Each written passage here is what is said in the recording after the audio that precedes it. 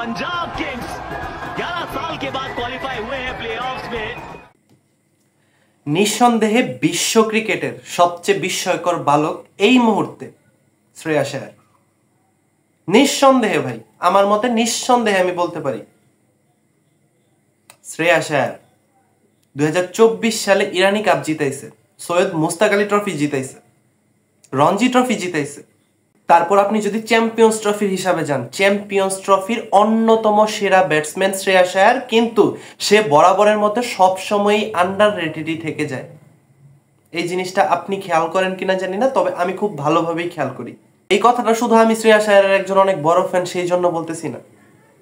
শ্রেয়াস আয়ারের একজন ফ্যান যদি আমি নাও হইতাম, তবুও আমি এই কথাটা বলতাম যে Shreyas Iyer one of the most underrated cricketer in the world right now. Shreyas Iyer পৃথিবীর একমাত্র ক্যাপ্টেন, ফ্রাঞ্চাইজি লিগের ক্যাপ্টেন, যে কিনা 3টা ডিফারেন্ট টিমকে ক্যাপ্টেন্সি করে ফাইনালে নিয়ে গেছে।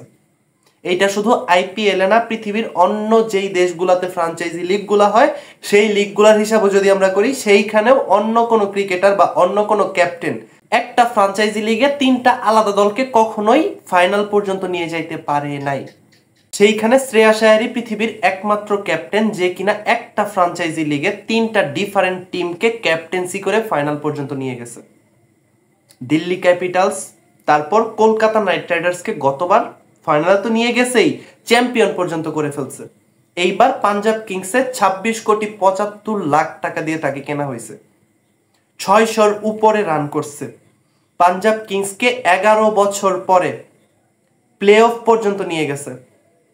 এমনকি 11 বছর পরে ফাইনাল খেলতেছে পাঞ্জাব কিংস শ্রেয়াস আয়ারের ক্যাপ্টেন্সিতে, যেখানে 2014 সালে পাঞ্জাব কিংস কলকাতা নাইট রাইডার্সের বিপক্ষে আইপিএল ফাইনাল খেলছিল এবং হারছিল।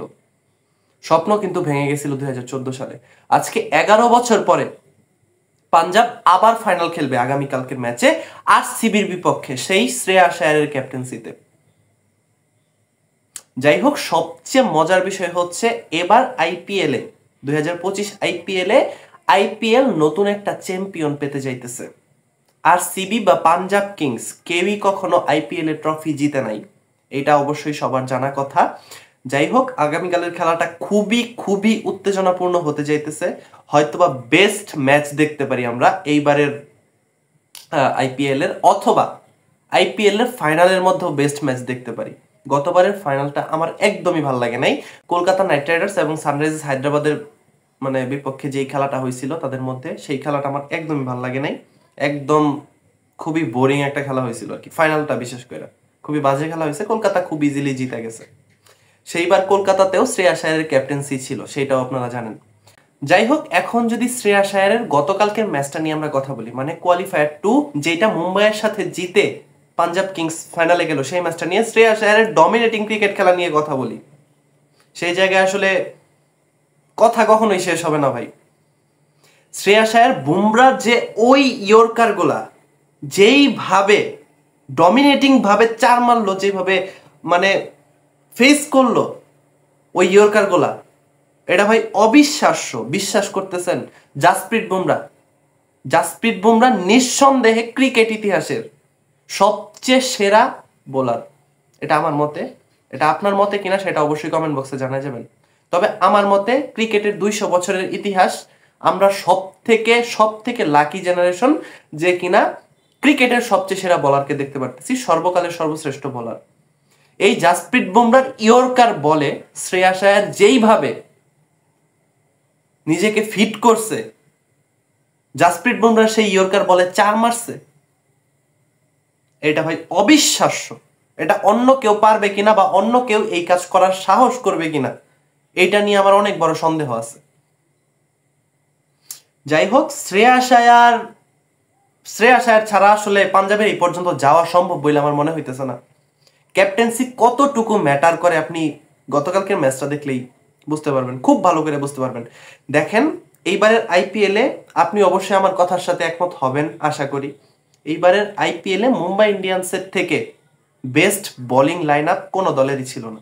নিঃসন্দেহে মুম্বাই ইন্ডিয়ান্সের সেরা bowling line up, Jasprit Bumrah, Trent Boult, Deepak Chahar, তারপরে আবার কালকে যে একজন বিদেশি প্লেয়ার খেললো, নামটা ঠিক মনে হইতেছে না, যাই হোক নামটা আপনারা অবশ্যই কমেন্ট বক্সে জানাই যাবেন। বেস্ট বোলিং লাইন আপ ভাই, বেস্ট। মিচেল স্যান্টনারও আছে, হার্দিক পান্ডিয়া আছে, আর কারে লাগবে বলেন?